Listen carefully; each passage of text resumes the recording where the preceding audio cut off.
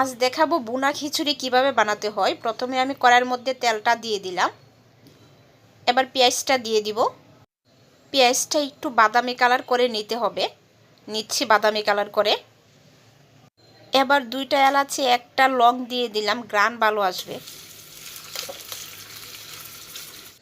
এবার একে একে বাকি মশলাগুলো দিয়ে দিচ্ছি। মরিচ দিয়ে দিলাম, একটু হলুদের গুঁড়ো দিয়ে দিলাম। এবার দিয়ে দিলাম পেঁয়াজ, দিয়ে দিব একটু আদা, এবার দিব রসুন বাটা। এগুলো দিয়ে এখন ভালোভাবে কষিয়ে নিতে হবে। মশলাটা একটু কষিয়ে নিচ্ছি। লবণ দিয়ে দিলাম, অল্প একটু জিরার গুঁড়ো দিয়ে দিলাম। এবার একটু পানি দিয়ে মশলাটা ভালো করে কষিয়ে নিব। মশলাটা কষানো হয়ে গেছে, এবার চাল ছেড়ে দিব। আমি চালটা আগে থেকে ধুয়ে তারপরে পানি জড়িয়ে রেখেছিলাম।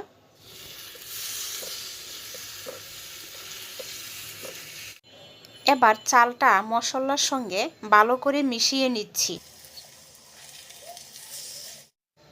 ডাল দিয়ে দিচ্ছি, মুগ ডাল আর মসুরি ডাল একসঙ্গে রেখেছিলাম, ওটা দিয়ে দিলাম। ভালো করে কষিয়ে নিচ্ছি। কষানো হয়ে গেছে, এবার আমি এটাকে পানি দিয়ে দিব। পানিটা দিয়ে দিলাম। এবার একটু নেড়ে ছেড়ে ঢাকনাটা দিয়ে দিই। অপেক্ষা করব বলক আসার আগ পর্যন্ত। ঢাকনাটা তুলে দেখি কি অবস্থা, বলক চলে আসছে। এবার একটু ধনিয়া পাতা আর কাঁচামরিচ দিয়ে দিচ্ছি।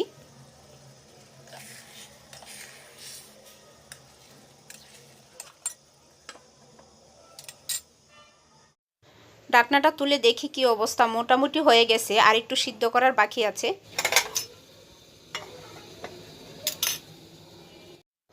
এই যে আমার হয়ে গেল বুনা খিচুড়ি। আবার একটু ঘি দিয়ে দিচ্ছি। ঘি দিলে গ্রানটা ভালো আসে, খেতে অনেক ভালো লাগে।